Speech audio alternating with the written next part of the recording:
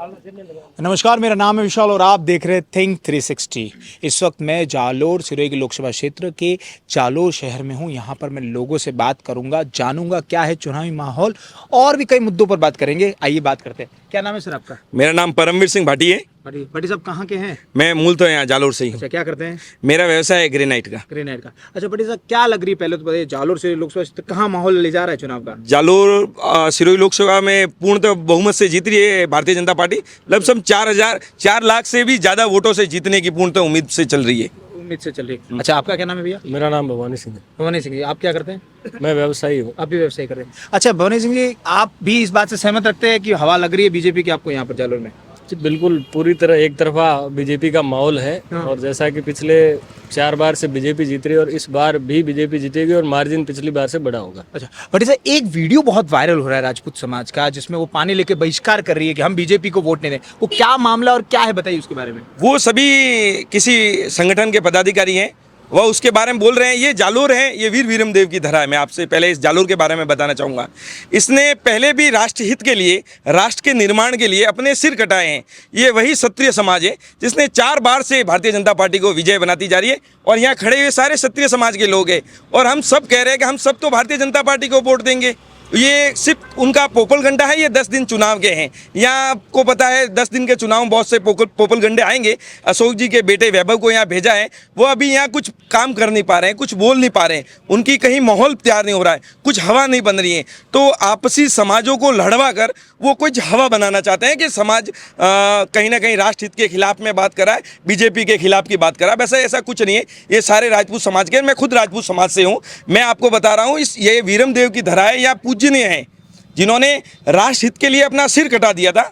अच्छा भाटी जी, एक बात बताइए, लोग लगातार कह रहे हैं कि पानी लेकर राजपूत समाज बीजेपी का बहिष्कार करेगा, एक नेता की भाषा। तो आपका तो कहना है कि बिल्कुल ऐसा नहीं है। एक और बात सर, आपका कहना? नहीं, वो तो क्या है, कांग्रेस के जो पदाधिकारी है ना, उन्होंने बस ये मॉल बना दिया, पानी लेके शपथ ले लो। अच्छा, और बस वायरल कर लिया वीडियो। उसमें मुझे तो कोई भी नहीं देखता बीजेपी का कोई कार्यकर्ता या कोई वोटर है। वो तो मूलतः बीजेपी के साथ में ही है। जो कांग्रेस को जो सपोर्ट करते हैं हर चुनाव में, वही लोगों ने हाथ में पानी लेके और शपथ ले ली। उससे ये थोड़ी होगा कि राजपूत समाज ने पूरा बहिष्कार कर लिया। कतई भी नहीं होगा ये। आप कुछ कह रहे थे, क्या कह रहे थे सर? सर मैं कुछ नहीं कह रहा था। जालोर की जनता है, सब जानती है।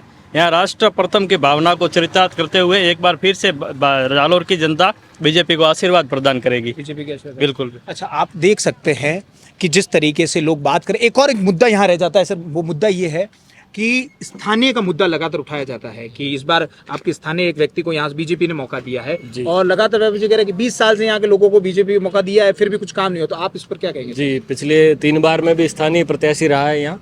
इस बार भी स्थानीय है, सिरोही जिले के लुम्बाराम जी। और वो जो कांग्रेस के हैं वो बाहर के हैं। तो पहली बात तो उनका यहीं से मतलब एक तरह से बहिष्कार हो जाता है कि वो बाहर के हैं और ये हमारे स्थानीय प्रत्याशी है।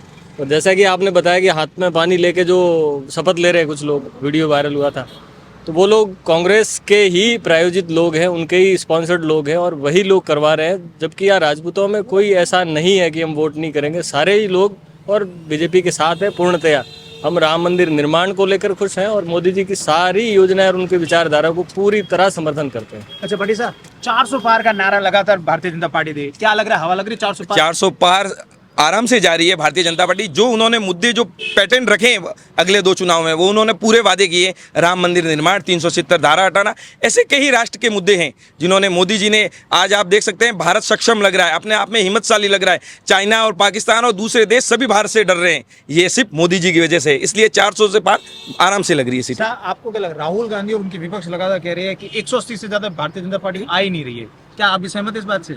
नहीं आ रही, उसी सही बात है। नहीं, लगातार कह रही है विपक्ष मोदी तो जीतेगा, 400 पार ही आएगी सर। अच्छा, मोदी जीतेंगे क्या? कांग्रेस की नहीं आएगी। इनका कहने का मतलब है कि बीजेपी की तो आएगी, कांग्रेस की नहीं आएगी। जो राहुल गांधी का है ना, शब्द बिल्कुल सही है, बीजेपी की जरूर आएगी लेकिन कांग्रेस की नहीं आएगी। वो उनके उल्टा पड़ जाएगा। लेकिन लोग कह रहे हैं क्या कह रहे हैं सर आप?